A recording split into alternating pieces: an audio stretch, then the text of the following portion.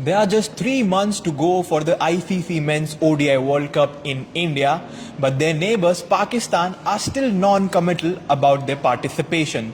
The Pakistan government has said that they are evaluating their team's proposed trip across the border.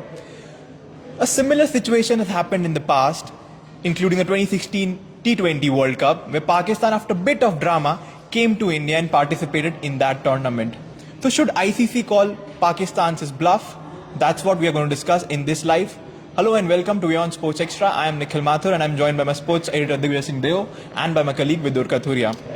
While coming for this live, I was just Googling about Pakistan, and the first article that showed up was Pakistan is requesting IMF to release 1 billion funds in loan.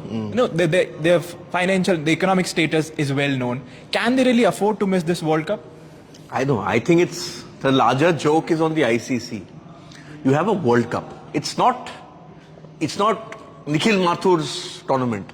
It's a World Cup. It's the biggest property they have. And I'm sorry, the Test Championship is nothing compared to it. It's the biggest property they have. There's a reason their rights are sold for billions of dollars, especially in India. It's gone for 3 billion. And fans, okay, forget the politics for a moment, okay? Let's be neutral. The fans deserve to know. The fans deserve to buy the tickets. If I am a fan, okay, like I considered going to Qatar, and then I couldn't go for a different reason, but I considered going to Qatar, right? I looked at the schedule a year in advance. I sort of diverted the money here and there, attempted to buy tickets. I did all of that. I even bought tickets. And I couldn't go. But that takes time. Are you then saying that my marquee property is in 3 months' time, and I don't care about the fans, only Indian fans will enjoy it? This looks bad on the ICC. Why are you allowing anyone to arm twist you? The counter argument will come is that, oh, India did the same during the Champions Trophy, the Asia Cup, yeah, sorry. But that's a small body of 4 or 5 teams. If India doesn't play, that tournament doesn't happen. Call the bluff, announce the schedule. If Pakistan want to play, they'll play. They want to play, thank you very much. That match is a forfeit for everyone. Teams go through. You will get 2 points, no show, and then deduct them the money. I mean, if Pakistan doesn't play, it stands to lose $40 million, not India. That's the central pool of ICC revenue which they get. Yeah. Then they won't be eligible for that. Call the bluff. I'm saying call the bluff. But forget the politics. The fans from Australia, from New Zealand, from England, from South Africa who want to come and see their teams, they deserve better. Or even Pakistani fans who want to come down to India. I was in Mohali when India played Pakistan in the 2011 World Cup semi-final. Not as a covering journalist, I went as a fan. It was good fun. Yeah, exactly. And another point is that Pakistan is not giving any concrete reason. Security wasn't a reason. So if you don't have any reason, why are you stalling it? I mean, it's from their perspective, they believe it's a tit-for-tat move because India didn't want to travel to Pakistan for the Asia Cup. But having said that, like Divya said, this is the World Cup. It's not an Asia Cup event. An Asia Cup event is nowhere close to the scale that the ODI World Cup is at. And let's remember, this is the ODI World Cup. The T20 World Cup only started in 2007. This is ICC's marquee event. Earlier, if you win the World Cup, you are considered world cricket champions. The World Test Championship final only just started. And to answer, the simple answer to this question is, can Pakistan afford to miss the World Cup? No, they certainly cannot. They also know. They are in deep financial crisis. Yeah. The country is in deep financial crisis as well as the cricket board. And one second, what security rubbish are we talking about? Here you have the football team played and got hammered by India day before yesterday in Bangalore. 4-0. And it was still a spectacle. Yeah. Even India-Pakistan football was a spectacle where you I've never seen. I've done enough India-Pakistan hockey games, and it's a spectacle. It's passion. Yeah. No, the other point is, when you talk about this saber rattling, India not going to Pakistan for the Asia Cup meant they had to change the venue. Yeah. That is the power of India. Okay. And the power of India is related to broadcast rights. Okay. The money goes to the ACC, it gets distributed. It's not going to happen the other way. Pakistan doesn't play the World Cup, doesn't affect anyone except Pakistan.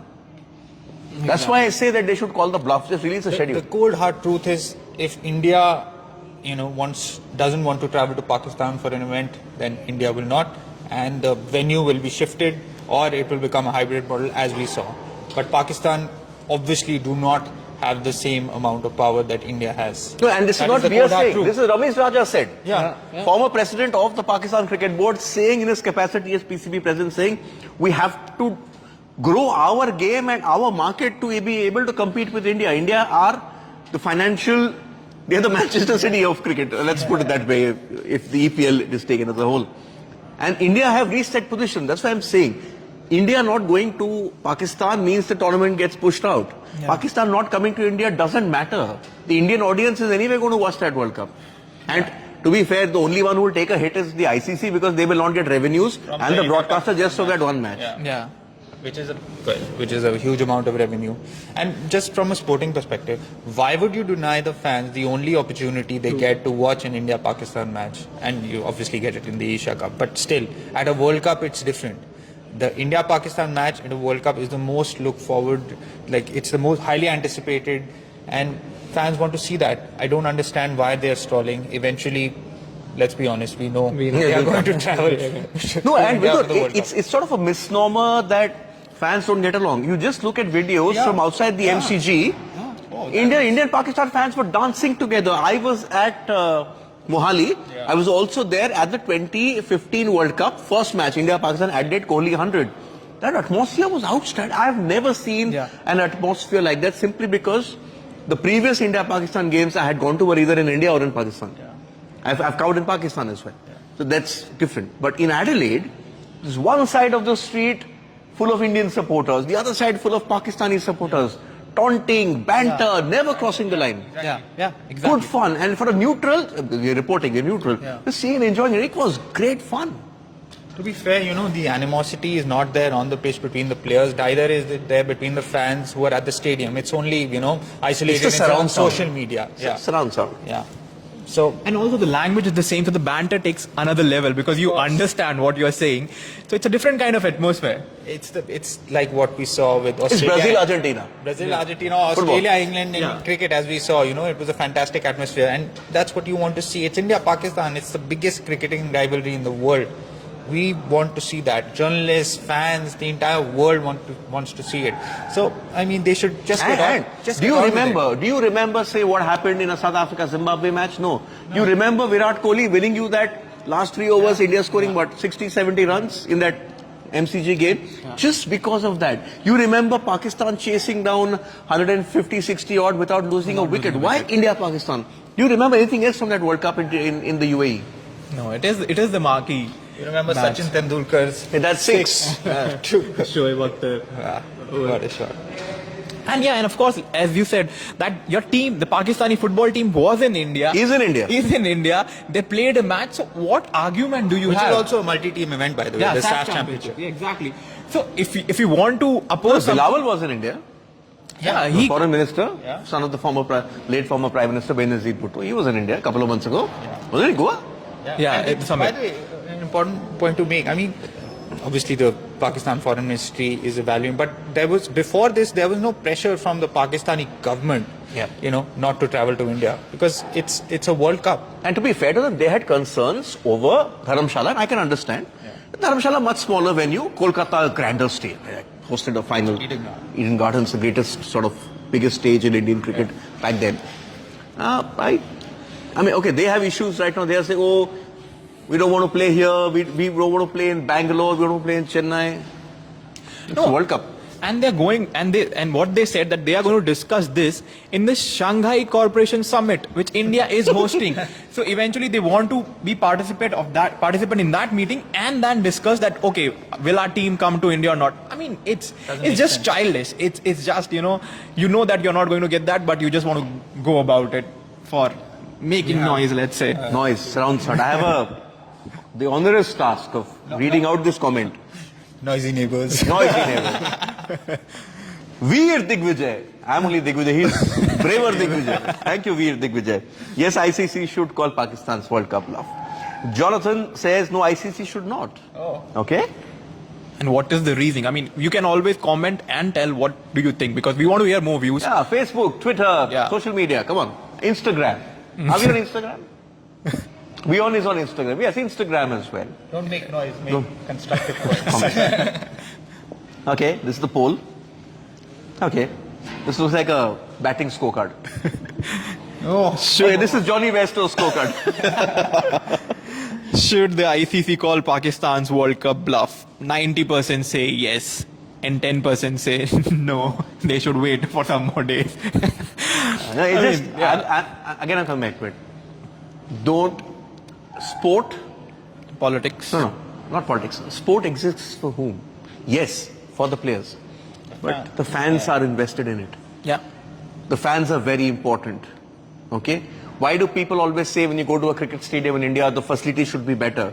Because the fans want to go and see those stars play. Ultimately, those fans are spending money, be it buying a connection on Hotstar or Sony or wherever, all the channels, or they're going and sort of having a set-top box installed in their house. Who's paying for the $3 billion which the broadcaster is bidding for the rights? It's the fan who's paying. Nobody's getting it free of cost. Yeah. Don't shortchange the fan. The fan needs time. Today, suppose we get the schedule today, and you see that there's an India-Australia game at the Kotla, which is 20 kilometers from here, on a Sunday, and we are not working on that day. Of course. We would be in the race to get that ticket, and go with our families and watch it. ICC is doing a disservice to the fans because I have a problem with that. Yeah. That in this entire tamasha, Pakistan, India, forget all of that. The collateral damage is the Collateral damage is the fans, and the fans don't deserve this. The fans deserve the schedule to be out. The Indian fan, it's easy for the Indian fan to roam around in India. You know how we all travel. Oh, you have to go to Ahmedabad, okay, you call up some relative, okay, we're not getting a room, stay with them, get there. That's exactly how I stayed. I made a last-minute trip to the 2011 World Cup semi-final. I got tickets last moment, and then there was no room available, so I shacked up with a friend who was covering from CNN back in the day when I was working there. And there was no flight tickets, no train tickets. I went by bus, came back by bus. But that's the beauty of traveling, which is why football has this lovely culture of traveling, especially in Europe, because everything's so nearby. But think of the fan who's coming from, say, today the United States is a big market for cricket. So the fan wants to come, and there's so many fans who come to watch cricket from the United States. I remember meeting a few of them in Australia when I was there, or South Africa, or wherever they want to come. Even New Zealand, somebody wants to come.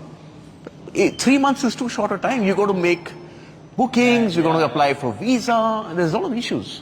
Yeah. So hopefully that is resolved by next week. That's what ICC says, that they want to put out the schedule by next week. And so, yeah. Hopefully those of you watching who said 90%, hopefully you're in queue to buy your tickets.